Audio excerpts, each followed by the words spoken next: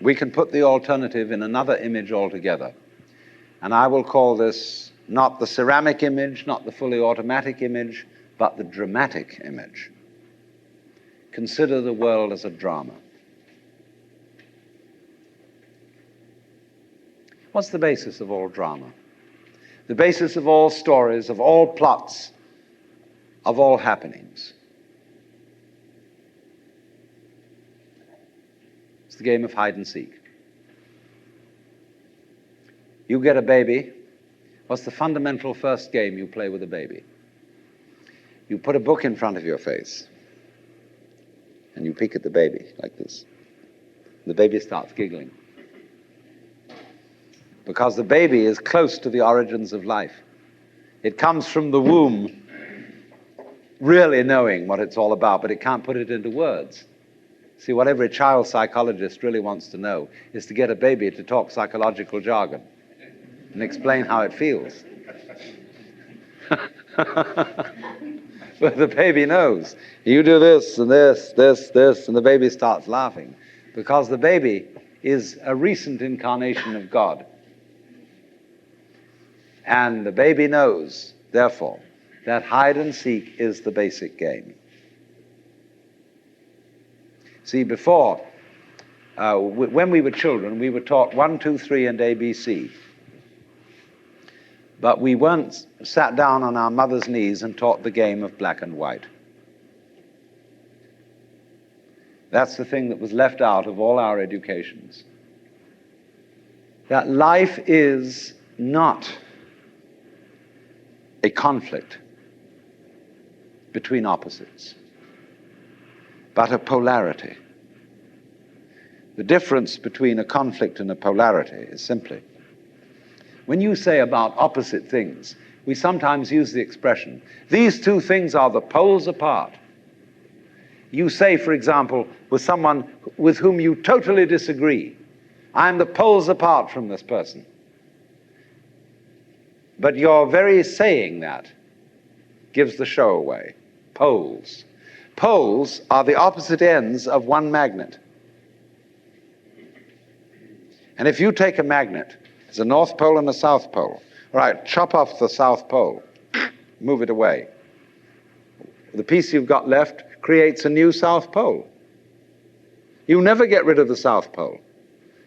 Things may be the poles apart, but they go together. And you can't have the one without the other. That's the basic idea of polarity. But what we are trying to imagine is the encounter of forces that come from absolutely opposed realms that have nothing in common. When we say of two personality types that they're the poles apart, we are trying to think eccentrically instead of concentrically. And so in this way, we haven't realized that life and death, black and white, good and evil, being and non-being, come from the same center. They imply each other so that you wouldn't know the one without the other.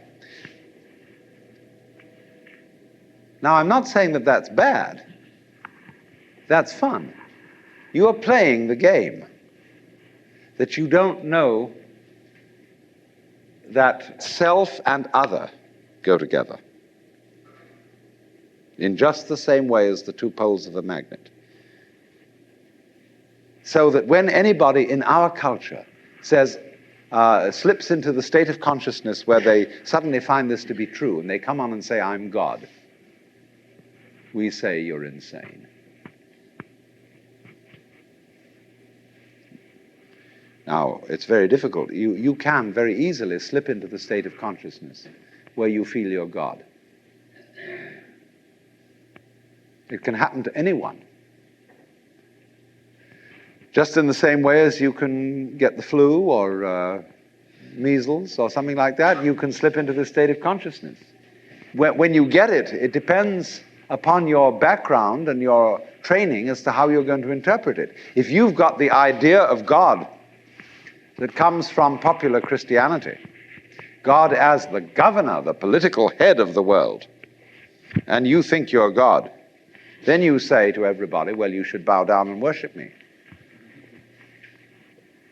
But if you're a member of Hindu culture and you suddenly tell all your friends, I'm God, instead of saying you're insane, they say, congratulations, at last you found out. Because their idea of God is not the autocratic governor. When they make images of Shiva, say he has 10 arms. How would you use 10 arms? It's hard enough to use 2. You know, if you play the organ, you've got to use your 2 feet and your 2 hands, and you play different rhythms with each member. It's kind of tricky.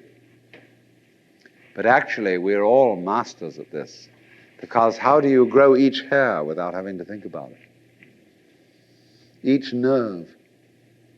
How do you beat your heart and digest with your stomach at the same time? You don't have to think about it. In your very body, you are omnipotent in the true sense of omnipotence, which is that you are able to be omnipotent.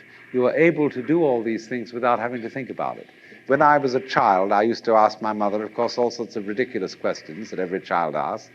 And when she got bored with my questions, she'd say, darling, there are some things we're just not meant to know. Well, I said, will we ever know? She said, yes, of course, when we die and go to heaven, God will make everything plain. So I used to imagine that on wet afternoons in heaven, we'd all sit around the throne of grace and say to God, well, now, why did you do this? And how did you do that? And he would explain it to us. Heavenly Father, why are the leaves green? And he would say, because of the chlorophyll. And we'd say, oh.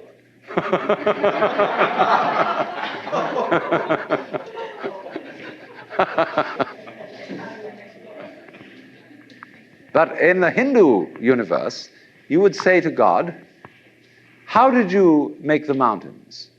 And he would say, well, I just did it. Because what you're asking me for, when you ask me how did I make the mountains, you're asking me to describe in words how I made the mountains. And there are no words which can do this. Words cannot tell you how I made the mountains any more than I can drink the ocean with a fork. A fork may be useful for sticking into a piece of something and eating it, but it is no use for imbibing the ocean. It would take millions of years. So it would take millions of years. In other words, you would be bored with my description long before I got through it if I put it to you in words, because I didn't create the mountains with words. I just did it. Like you open and close your hand. You know how to do this, but can you describe in words how you do it? But you do it. You are conscious, aren't you? Do you know how you manage to be conscious? Do you know how you beat your heart? Can you say in words, explain correctly how this is done? You do it, but you can't put it into words, because words are too clumsy. And yet you manage this expertly for as long as you're able to do it.